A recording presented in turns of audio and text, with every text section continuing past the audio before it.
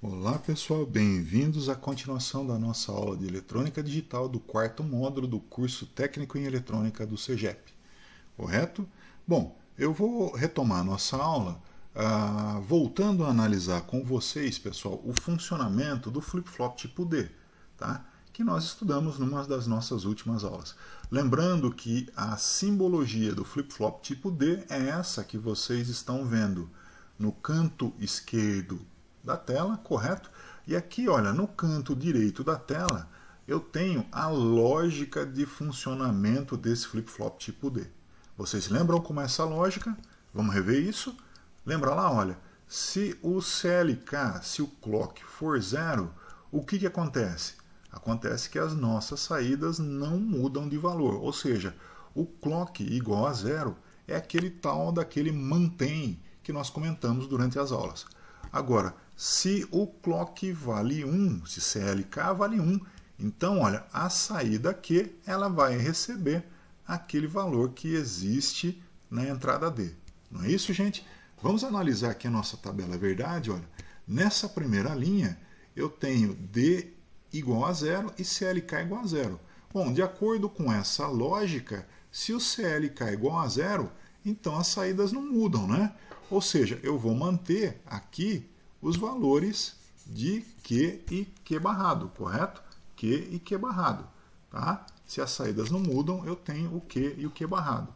Na segunda linha, eu tenho D valendo 0 e CLK valendo 1. Se o CLK vale 1, então o valor de D é passado para a saída Q. Portanto, Q recebe 0 e, por consequência, Q barrado vai receber 1, não é? É o contrário do Q. Bom, na terceira linha, o CLK novamente vale 0. E se CLK vale 0, independente do valor da entrada D, as saídas Q e Q barrado não mudam, não é isso? Por sua vez, quando CLK vale 1 de novo, se eu tiver 1 na entrada D, a minha saída Q recebe o valor de D, nesse exemplo 1, e claro, Q barrado, que é o contrário, vai receber 0, correto? Lembrando também daquela outra regrinha que nós comentamos com vocês, quando eu não mudo o valor da saída, eu tenho aquilo que eu chamei de mantém, não é?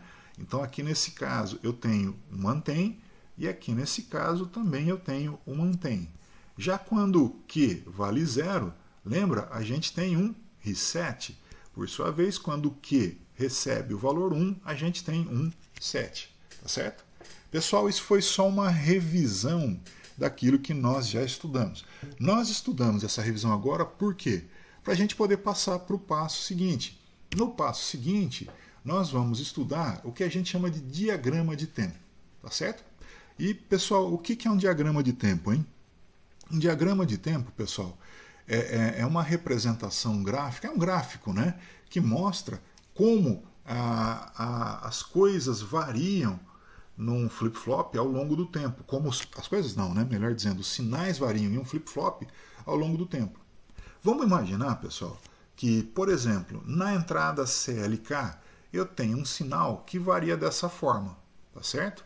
Ele ora fica em 0, ora ele fica em 1, depois ele volta a ficar em 0, depois ele volta a ficar em 1, 0, 1, 0, 1, 0, 1 e assim por diante, tá certo? Isso é o que a gente chama, pessoal, de sinal de sincronismo. E é um tipo de sinal bastante comum em vários dispositivos que a gente tem. Por exemplo, o nosso computador, para funcionar corretamente, ele precisa de um sinal de sincronismo. O CLP da empresa em que você trabalha, provavelmente ele também vai precisar de um sinal de sincronismo como esse, tá certo? Então vamos imaginar que eu estou aplicando na entrada CLK do nosso circuito, tá? Perdão, do nosso flip-flop, um sinal que tem essa cara. Uma parte do tempo ele fica desse jeito, 0, 1, 0, 1 e assim por diante. Por sua vez, na entrada D do nosso flip-flop, eu vou aplicar um sinal que ao longo do tempo ele fica desse jeito. Olha, ele passou um bom tempo em 0, depois ele vai passar um bom tempo em 1, depois ele vai passar um tempinho em 0 um tempinho em 1, outro tempinho em 0 e depois ele volta a ficar 1 apenas, tá certo? O que é que eu quero que vocês entendam? O que é que eu quero que vocês sejam capazes de fazer? Eu quero que vocês sejam capazes de fazer o seguinte, olha, eu quero que vocês, analisando como CLK e D variam ao longo do tempo, tá? Analisando como CLK e D variam ao longo do tempo, eu quero que vocês escrevam para mim como as saídas Q e Q barrado vão variar ao longo do tempo, tá certo? Eu vou, nesse primeiro diagrama, mostrar passo a passo para vocês como isso funciona, tá ok? Mas isso eu vou fazer num outro vídeo, tá? Então eu vou interromper esse vídeo agora, para no vídeo seguinte eu destrinchar esse exemplo completamente com vocês. Tá ok, gente? Vou interromper o vídeo, já já eu volto.